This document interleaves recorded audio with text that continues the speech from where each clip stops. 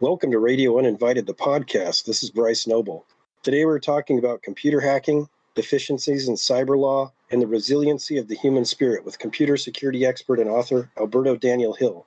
It's a compelling story with many layers. We hope you enjoy it. You're listening to Bob Johnson, Asia Hussein, Ariel Ray, Bryson, and we have a really, really special guest with us.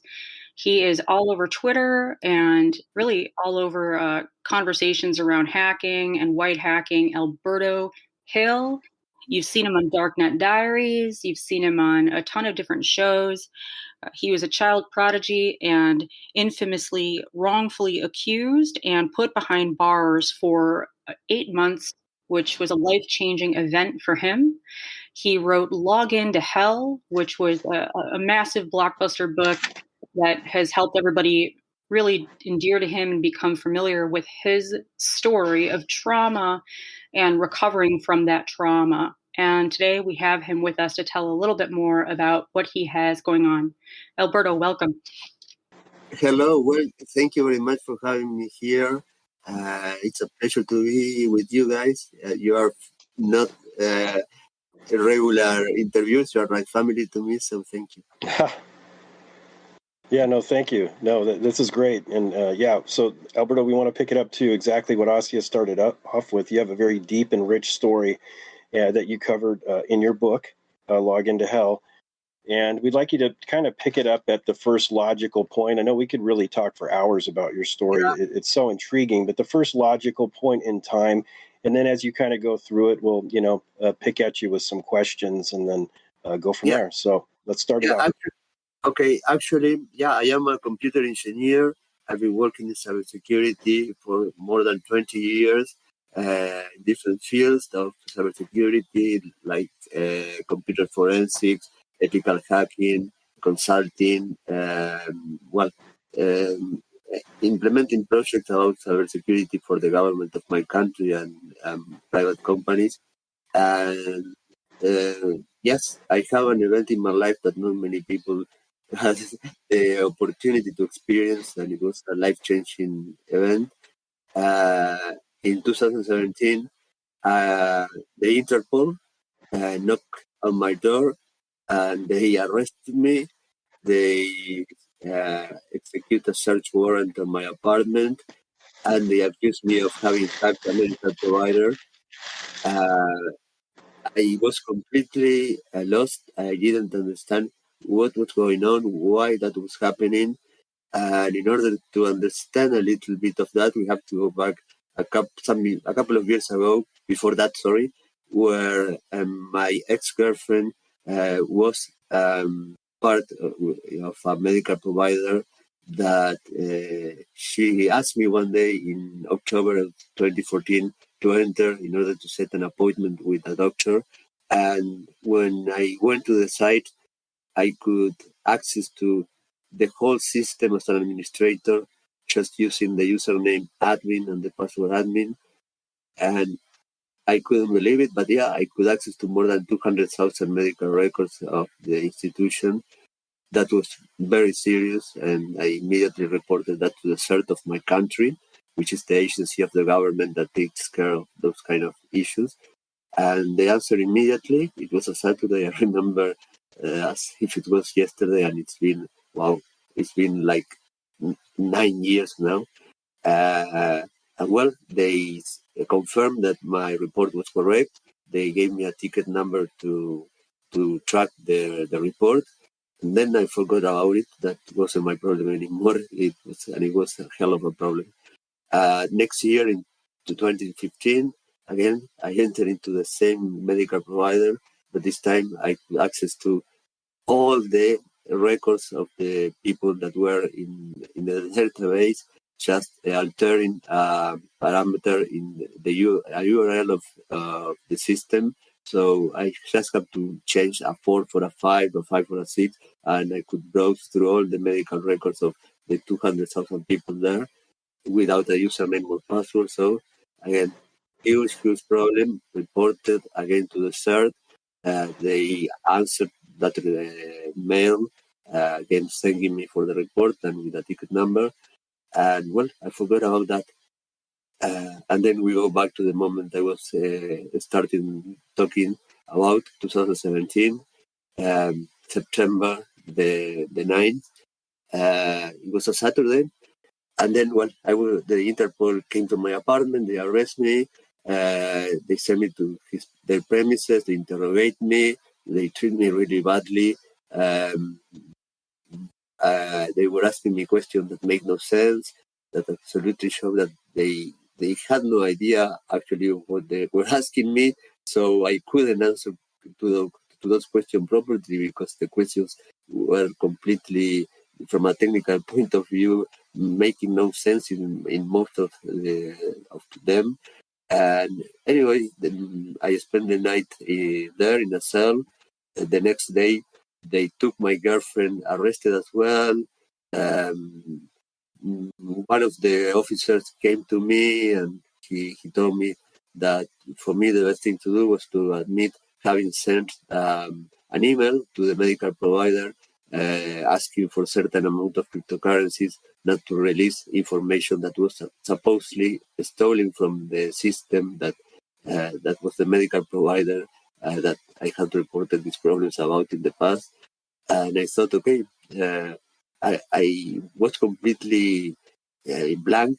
I didn't know what to do. I was really confused.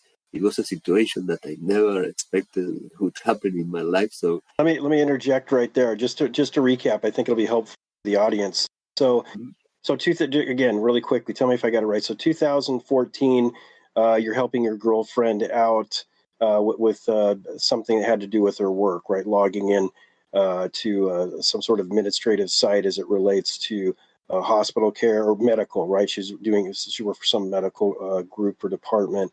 You got access to a bunch of patient records, just kind of poking around with, because that's what you do, right? You do penetration testing and things that for those who don't know, that's a certain type of cybersecurity person who tests the validity of networks and makes sure they're secure.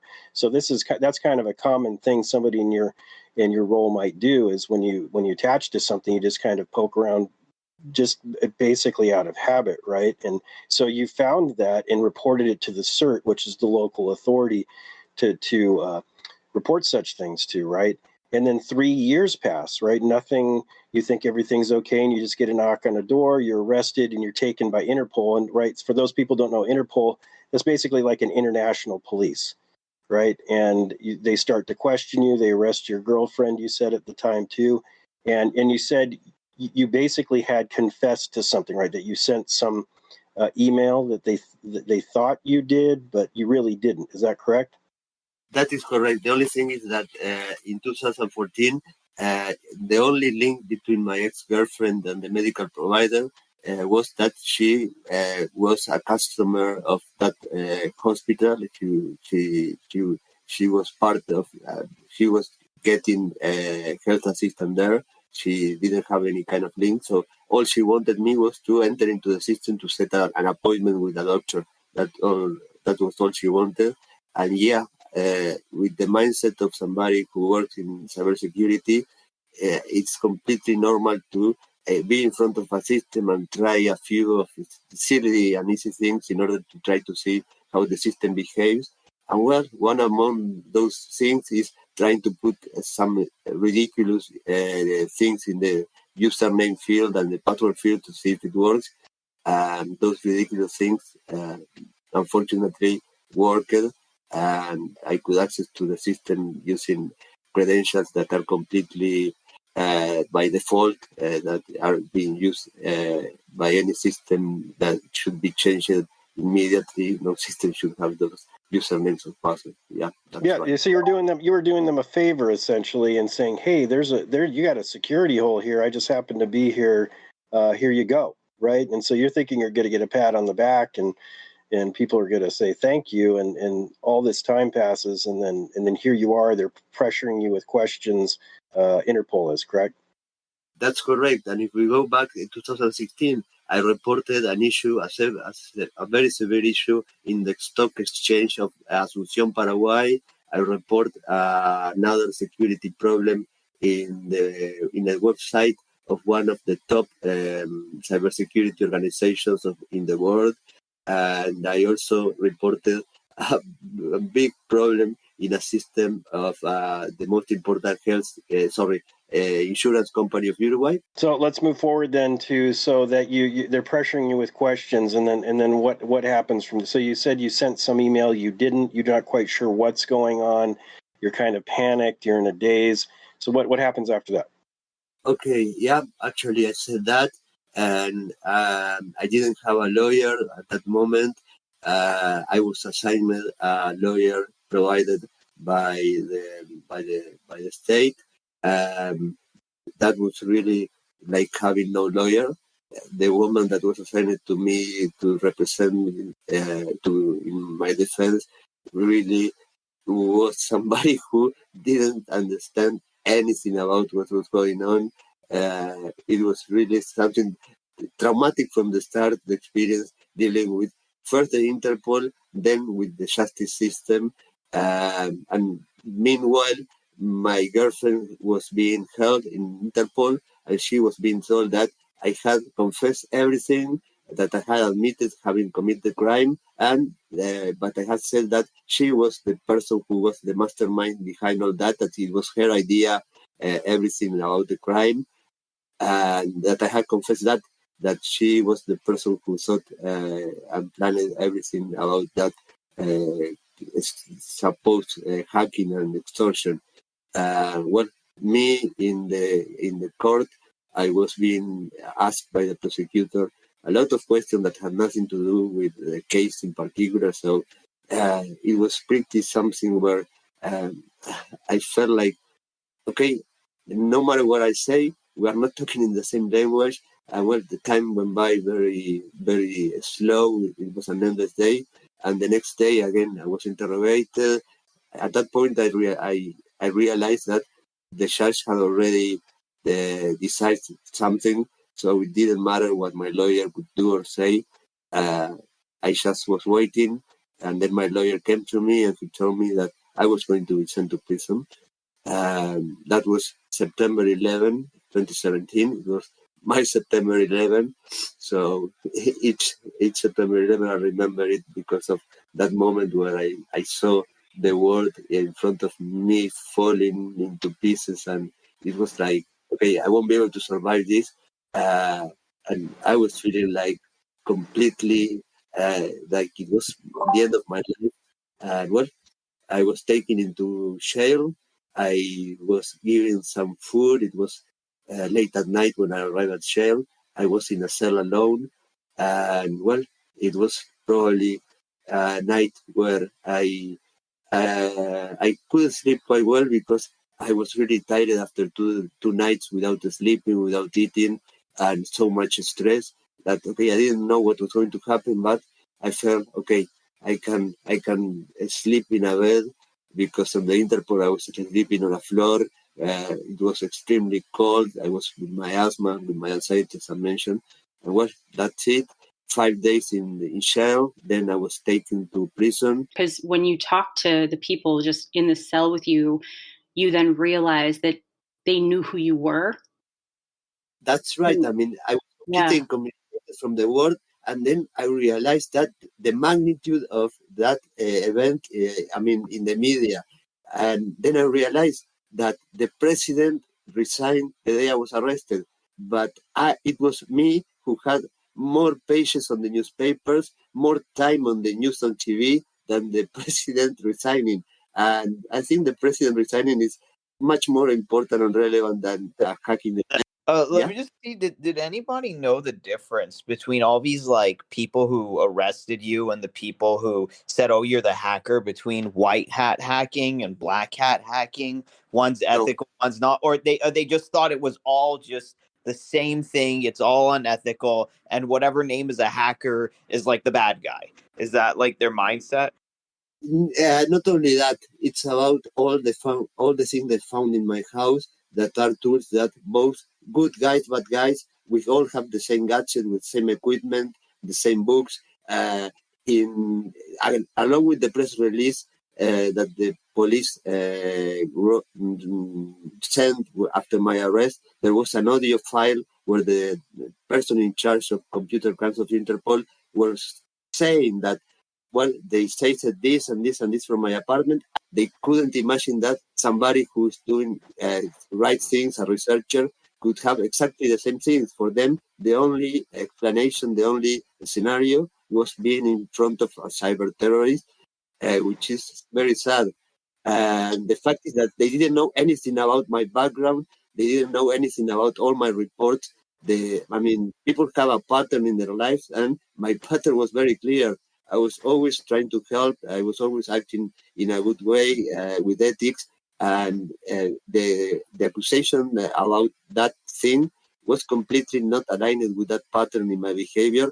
And not only that, somebody who is willing to commit a crime like that doesn't report the problems in a system to then use the problems to hack that system. You just shut up and you just hack the system. It's worth pausing again to go over a couple of these key points.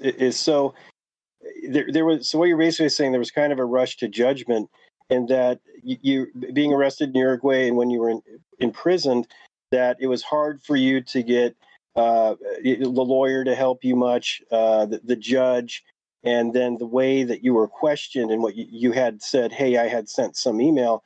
They just took that as a confession right there. So that was the first thing that I paused on when I first heard about your story as well, because as you'll explain, there's enough evidence here, or lack of evidence, that should probably put you in the clear. But it just seemed that the judge didn't understand what they were ruling on. The lawyer couldn't help you as much as maybe people in the United States would think that a lawyer should, right? And your due process is different in that country. Is that accurate? That's completely accurate. As you've told this story, and we've heard so many heartbreaking takes on you telling this story, do you ever get less angry? Like, does it feel different as you're explaining things now versus when you started talking about it a couple of years ago on Twitter? Has how you feel about it changed? Wow, great question, Asia. Absolutely. I mean, when I first started using Twitter to start talking, posting things about my case, I was really angry. I was really upset. I was furious. I really felt like I was full of, and I was a person that was really angry at everything. This movie that is a day of rage, a day of fury.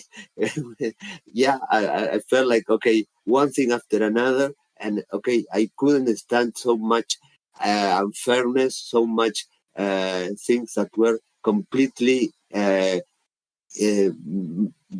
in a way that made no sense. I mean, they were concluding things based on facts that were completely not proving anything, and all the things that I had to live. For me, really, I was furious. I was angry.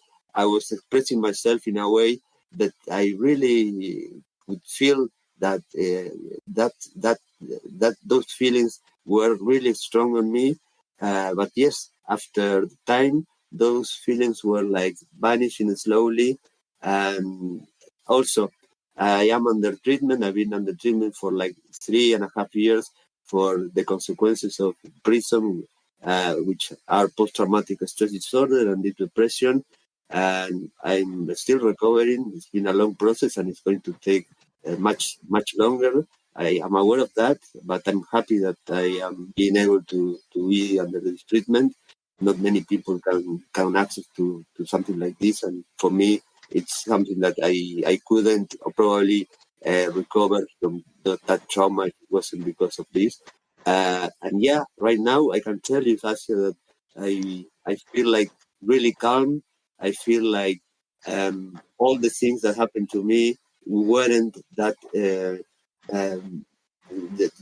I see things from a different perspective, and all the terrible things that at that moment, for me, they weren't that bad. I don't perceive them as that bad, and I only see them as a learning experience, as a way of learning things in life that otherwise I would never have learned.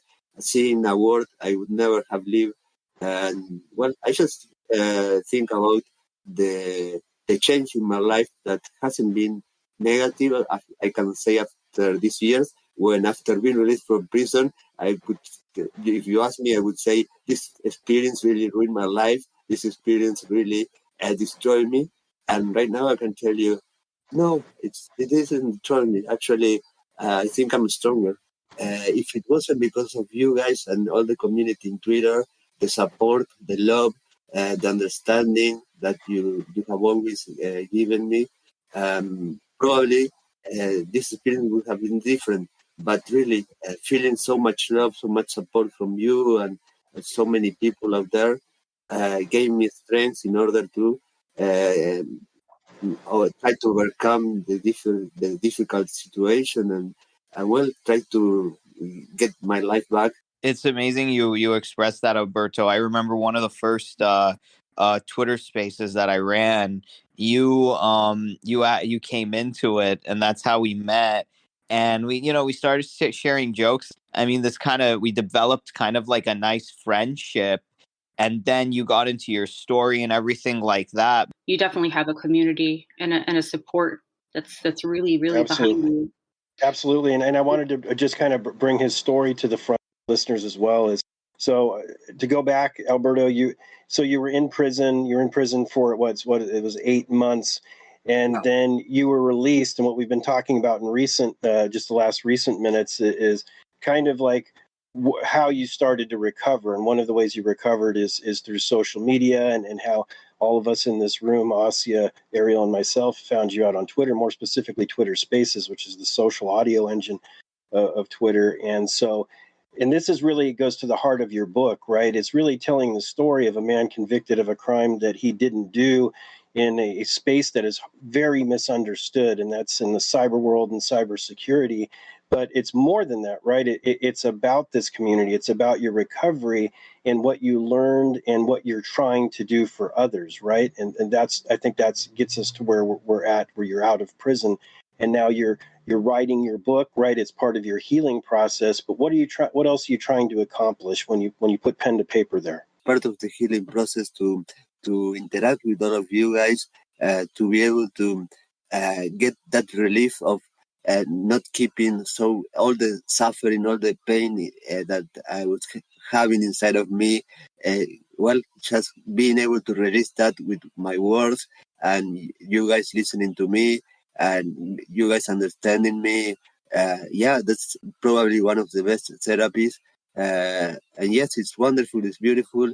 It's me talking to people from different places of the world. You guys in the USA, I've made friends from people from every continent, from some people from the United Kingdom. I mean, some people from Africa, different parts of Europe, New Zealand.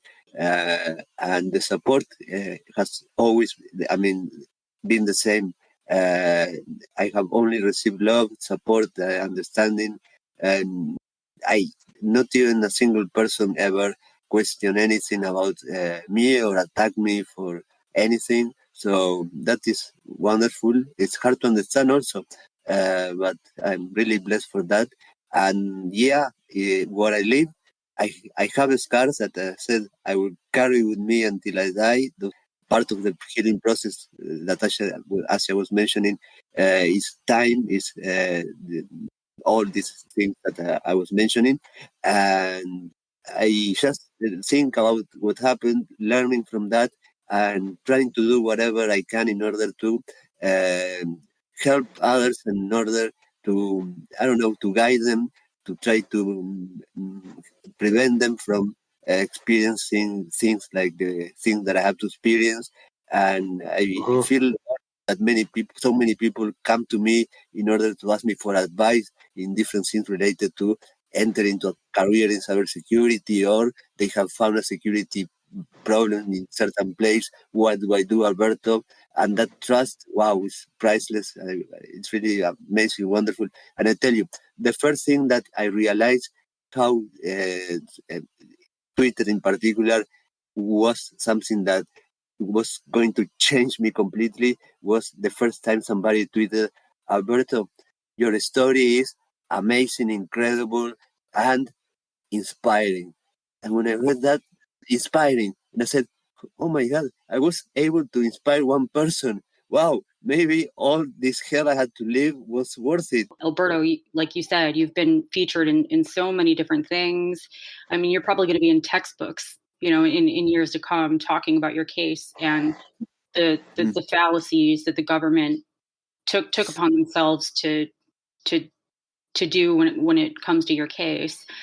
But I think that you have some really interesting things coming up, and I'd love for you to share with us. Yeah, he's definitely, so he's gone through this terrible thing. He's come out of prison. He's trying to put the pieces back together in his life.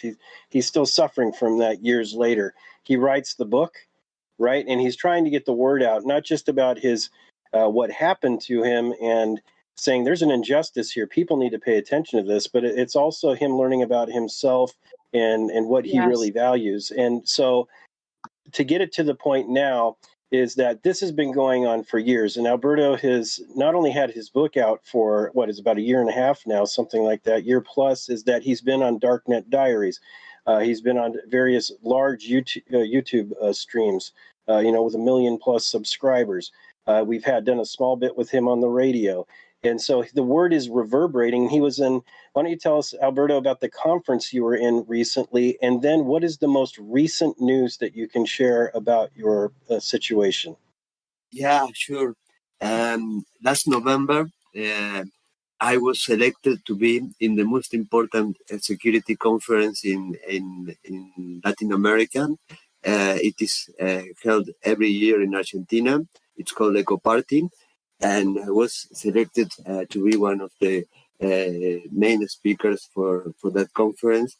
Wow, you're like a celebrity at that point, right? People are recognizing you and this is freaking you out, right?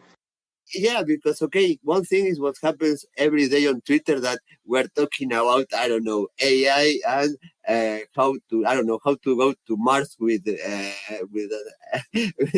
I don't know, with Elon Musk. And somebody shows up and enters into the conversation and says, Alberto, oh my God. And they are excited and they want to talk to me. Yeah, that happens regularly. It's funny sometimes. And people know who I am on the internet, but then now I'm after all the pandemic, being able to actually go outside and interact with people, and this happened in real life, that you are being in a place and people know you. It's like a very, very weird and experience that I never thought it would happen to me, because I am very shy and introvert. I know that you don't buy that price, but that's true. That happening to me was like, wow, Alberto, you have to accept it. I won't say that I'm famous, but okay, Alberto, people know who you are. People know your story. Yeah. And so that was happening, right? And then you went up and spoke. Wow, it was amazing. I mean, the feedback was completely wonderful. People loved my presentation, and at the end, well, they instantly contact me from a journalist from the most important newspaper in Argentina, that is called La Nación, and they made an interview. And the next day they published an article about my presentation in that conference, which, wow, it's like, I don't know, if we put it in terms of the United States, it would be like having your story being featured on the, I don't know, New York Journal or something like that. No, that's amazing. And so you exit that conference and well received. Go ahead and say. So, what's the most recent developments in the last week, and how does that impact everything that? Well, something really unexpected and incredible happened in the last days. Really, I'm still. It's hard for me to process the last days here. When I started to express myself and yelling and telling the world about my story. What I wanted to create a change in the system in my country. That's what I basically wanted. And everybody told me that, no, I mean, that's impossible. That's a waste of time. That cannot be done. And somebody contacted me a few days ago from a law firm. That person is part of a group of people that are doing a research in 4 countries of South America regarding investigations about computer-related crimes, how they are performed, the flaws that there are in the processes. And she told me, Alberto, we are people from 4 countries. We are lawyers. We are prosecutors. We are judges. We are teachers of 5 degrees of the law school. And we have had a lot of interviews regarding this topic. And the one thing in common that all these interviews have had is that in all of them, your case was mentioned in some way or another. Yeah, all of the actors of the justice system are completely aware of your case. And in particular, this year, the structure that there was in Uruguay to investigate computer-related crimes that was operated by the Interpol is going to be changed. It won't no longer operate. They are going to create a brand new structure that is going to be based on professionals in cybercrime that are going to be getting education from professionals in England. And the person in charge of all this project is the principal prosecutor of Uruguay, the prosecutor in charge of everything in Uruguay, the number one, and he takes your case as the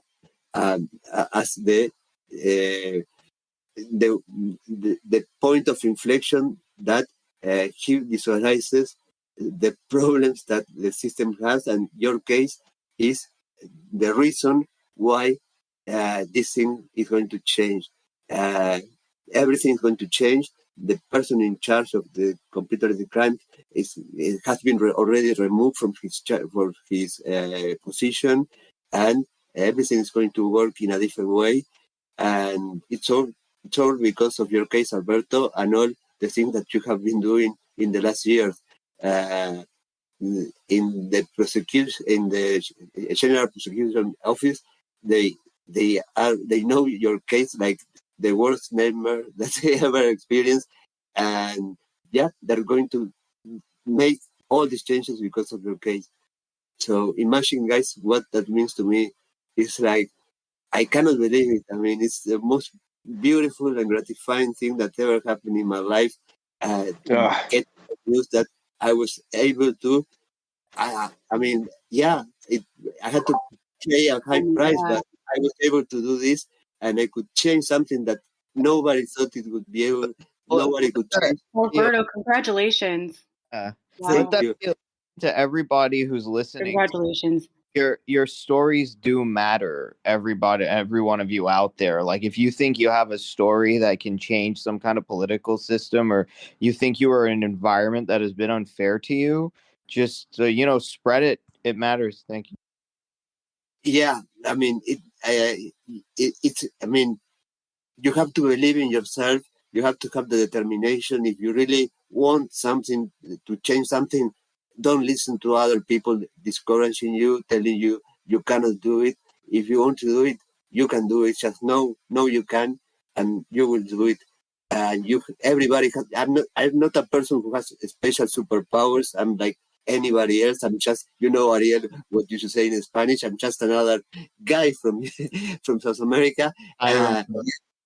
Yeah, I mean, no, everybody can do it. Just having the determination and taking the action in order to make changes real.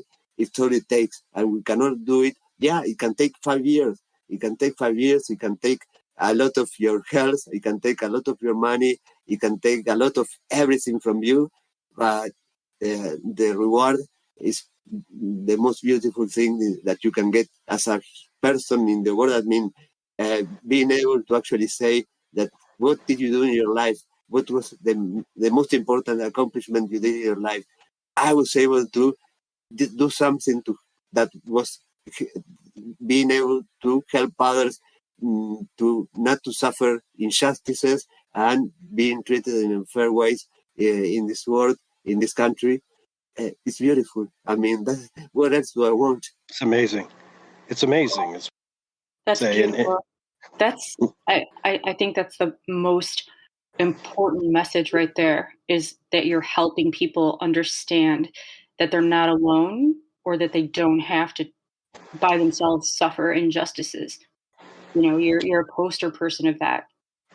And there's more to this story, right, Alberto? And not only did he, when he left prison, he calmly and not with rage, put pen to paper, wrote his story, got the word out about what was going on.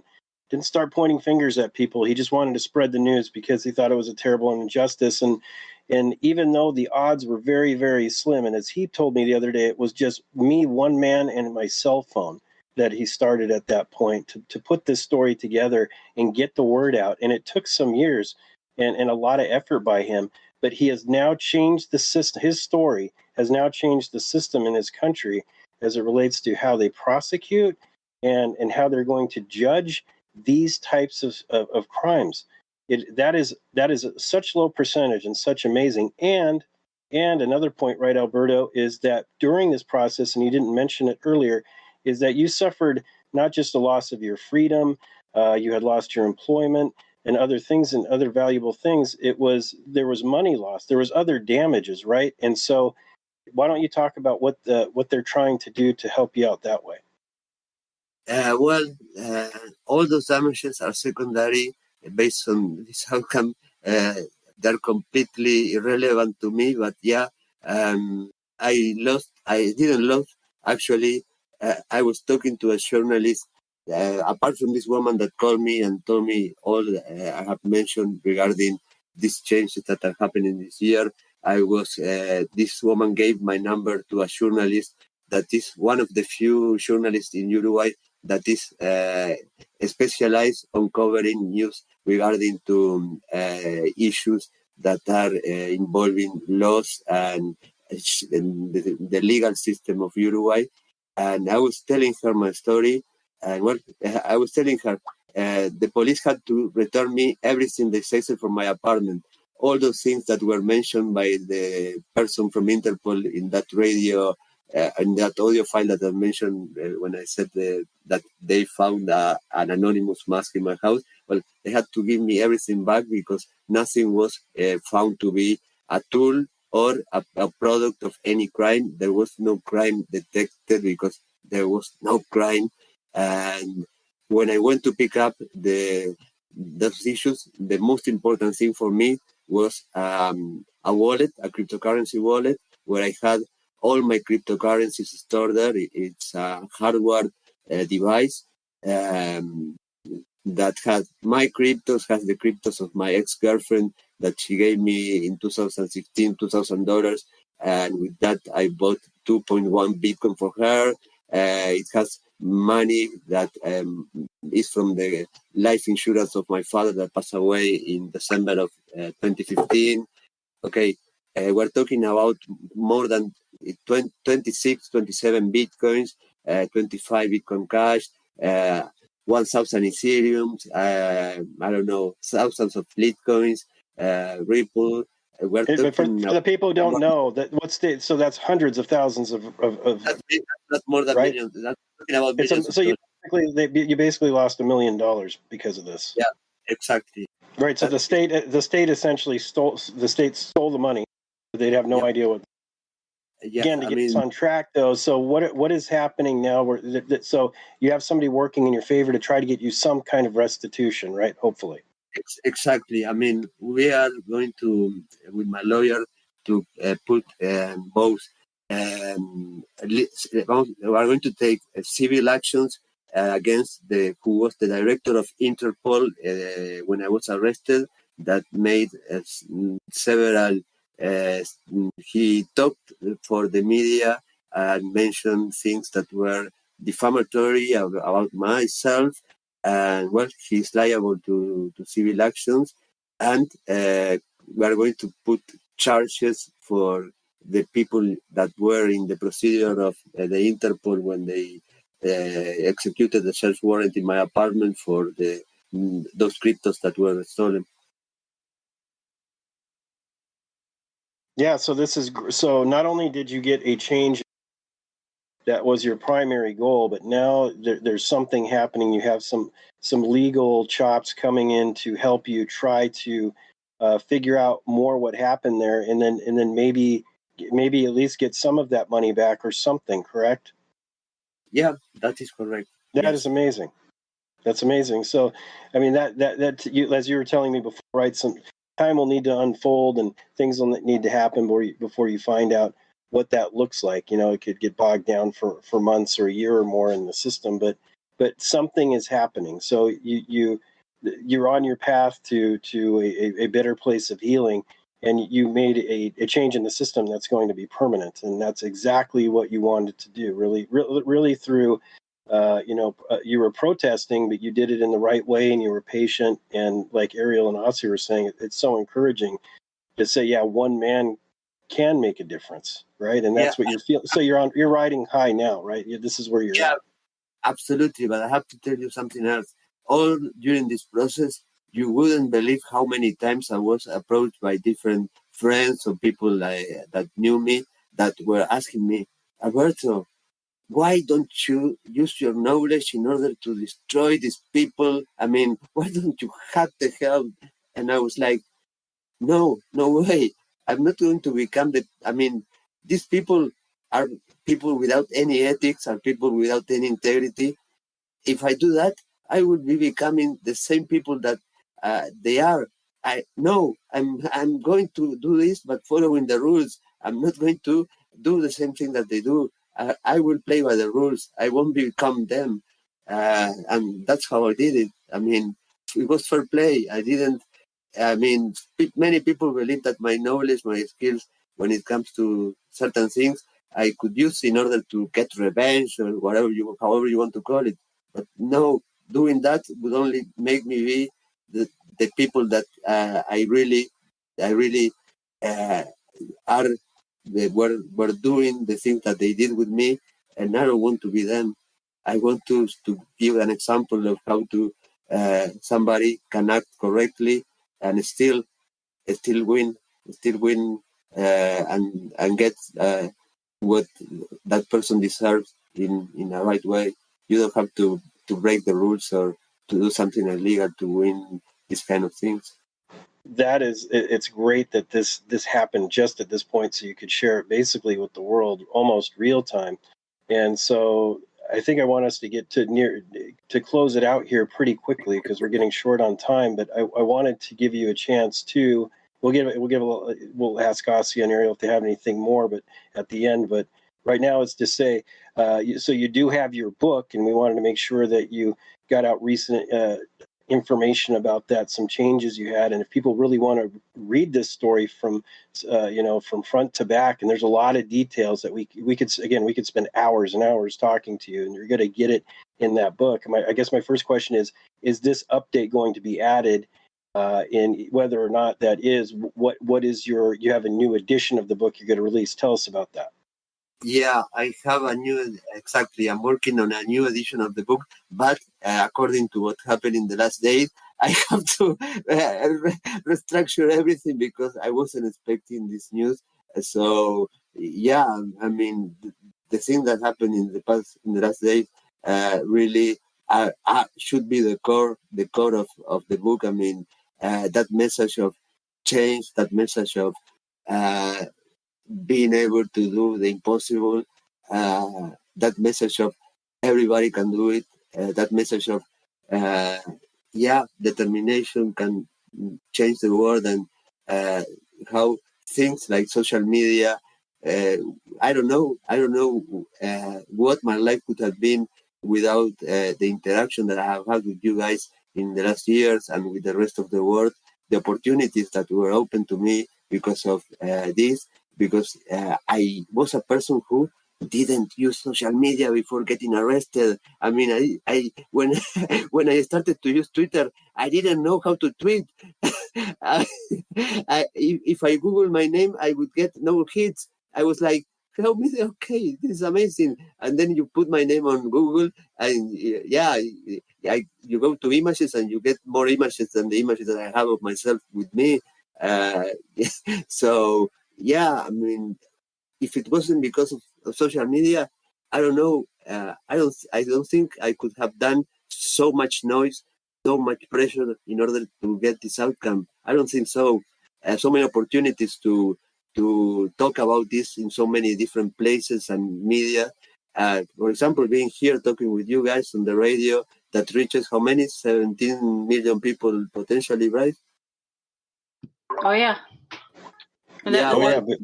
that being said, just to make mention real quick, you're listening to WPKN Bridgeport 89.5, and we're talking with Alberto Hill, who has been sharing his story. He is the author of Log into Hell and The Falsely Accused, Humanist, and he continues to tell us his story. Yeah, and by the way, of course, in this final edition of the book, you guys are going to have a chapter where you are part of this story, you are part of this change, you are part of this beautiful thing. So, that's it. I think it was so like serendipitous that that old interview kind of, who knows what happened to it, but like this one that really like kind of put a neat little bow on the end of all of this, that like there was some kind of resolution, and it wasn't just like a story just out in the ether. Like the best kind of stories, and I said this before, are the stories that have you feeling some kind of hope that something is happening. And it's not like, oh, and all these terrible things happened, and that's about it. All the terrible things happened. It's like then people feel like a little frustrated, but it's like all these. In the first edition of the book, at the final, I said, "This is not a fairy tale. This is real life. This doesn't have a happy ending." Yeah, I was expressing that negativity that you're saying. But now this is a fairy tale. Yeah, now beautiful things happen in life. So it's amazing how things changes, how the way you perceive things, the way time changes everything, the way certain actions give results and make it all change. It's amazing how life is, and all the things that are part of the life of a person, when they are connected, and I don't know, all the planets are aligned. Yeah, magic happens, and it's beautiful. Well, that's great, and so you're re-release here. You're going to make some changes based on the new information, but that'll be coming out soon, and it'll be a special format, right? You're big into the NFT scene. There'll be a lot of people out there who are familiar with it, maybe some that aren't, but it's just basically it's a special edition of your book that's digitally signed, and that's kind of your goal, right? Is to yeah, I mean it will be first released only as NFT. I mean, you can, if you want to have access to it before everybody else, you have the only option is to get it as NFT. And with the NFT, you get a printed printed book with the story that has your name on the credits, delivered to your house anywhere that Amazon delivers anything. You get a book that has your name printed on it. Yeah, that's great, and that's be something that we'll be looking forward soon. To say that this is not financial advice, but okay, NFTs might be a wild word. Be careful. This is just a way of actually selling something, paying with cryptos more than getting into a project regarding to NFTs. So be careful. That's interesting. So I think this has been a great conversation. talked for a while. Again, we could keep going on and on, but go ahead and get that book that's still out there now, at least the edition that currently exists, Log Into Hell, or if you want to wait a little bit longer, you can get the newest edition with these recent updates, most of which he's covered here. But it's an amazing story, and knowing Alberto for the last year or so, I know for me personally, this is, I was so excited and smiled and so also big. follow Alberto on Twitter before we forgot at a Daniel Hill. That's at DANIELHILL on Twitter. Yes. Yeah, that's where we found Alberto. And so this is personal for us. This is more than just a regular interview. And so anything anybody else has to say about it too. I mean, I just feel so good about it. I don't know, Ariel or Ossie, if you have anything to add. But I just want to say again, Alberto, it's been really fulfilling to watch your progress and your growth and the way that you continue to tell your story, and how you've went from being upset to really just being a beacon of, it sounds kind of generic, but hopefulness. And you really, I'm sure, have inspired so many more people than you're aware of. And it's just a beautiful thing to watch, and we're glad to know you. We really are. Well, so thank you. Thank you guys. I'm really glad to have met you. I mean, Ariel, you were probably one of the first people that I met on Twitter Spaces. Then Bryce, I met you because you were hanging around in different spaces where Ariel was also another people. Mm-hmm. Asia, I think that the first time we interacted was we had that Zoom call with Jocelyn and Paul and Carl. But you mentioned, oh, you're Alberto from space. And I was thinking, how does she know? Yeah.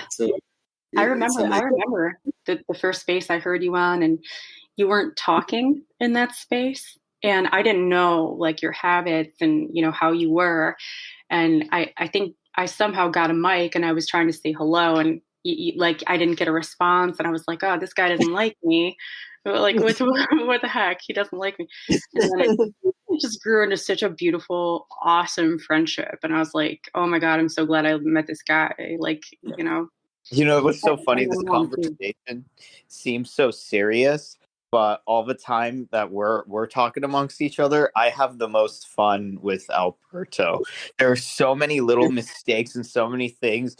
The things that happened, like rubber ducky. Anyway, that's an inside joke, and it went on for an hour. Alberto could also be Mr. Roberts. Mr. Roberts. Mr. Roberts. And once you realize all these kind of medium things that can happen, all of a sudden, you're a little bit closer to the big things that really were just a dream a couple years ago, and we can get them. We'll get them. That's great. I know it will happen, guys, and I love all of you. I'm very happy to I think, and I think his story makes me to believe anything's right. It was so low percentage, and he was just a voice in the wind. And with any luck, maybe he'd sell a good enough copies of his books that maybe he could parlay that into some job opportunities or things like that. That's what I always thought. But did I think that he was going to change the system in his country, the way that they, prosecute and try cases in this field? Absolutely not. And that's not because I didn't have confidence in Alberto. Just that's what the law of averages is saying. It just doesn't work very often. But that shows you what persistence and a good story. He had real reasons to be upset. Good people do get accused of the wrong things, and it's okay to stand up for yourself and keep shouting, keep making yourself present and known. Eventually, somebody will hear you. And Alberto's so much bigger than that now. That's the other important part of this whole conversation is Alberto is so much bigger than what happened to him and what he was accused of. He's so much bigger than his past, and it's going to continue to grow and be something that we're not even aware of yet. Yeah, not only Alberto, are you known? I mean, in a celebrity. Well, I have to tell you something. My life has changed. I mean, there's a person that, and there is a storm, and the person that enters the storm is not the same person that leaves the storm. I'm a different person. Wow. I can tell you that really, I believe that this was something that was changed my life. Again, the price I had to pay, it was very high. The scars I will carry forever, but it was completely worth it. Yeah. What can I say? I felt like I had to do something, and I was able to do it. And it's not like something that is completely irrelevant. We're talking about something that is huge, and it's not about me. It's about others, and being able to do this for others is amazing. And there's nothing for me. That's it. It's I completely changed the way I see life, and only after this kind of experiences. You mentioned this frequently, Bryce, when it comes to people and changes and how to evolve. That the correct is not evolve, is to adapt. Well, I think it's evolving, despite what the doctor must say. I'm sorry if the doctor is listening. In order to adapt and know, in order to evolve, we have to go through these things, overcome these situations that seem impossible to actually overcome, and that's the way we grow and society grows and things get improved. And I have hope that the future will be not tomorrow, not next year, but for future generations. I hope that things will be better, and they will be living in a much better world than the world we're living in today. Alberto Hill and Love his you. Thank you. I love you, man. And Thank you, Alberto. And an amazing story, and I think I think this is going to be so inspiring to so many people. So thanks again, Alberto. No, thank you, guys. Wow, that was an amazing interview. Ariel, what did you think? Yeah, it's an incredibly interesting story. And since we've known him personally through this entire ordeal, it's very compelling. Absolutely. And parts of Alberto's story are yet to be told, but this really proves one man can change the system with some courage and a lot of patience. And one last time, you can reach Alberto on Twitter at @ADanielHill. That's at ADANIELHILL. And his book is Log Into Hell, available on Amazon and all other book outlets.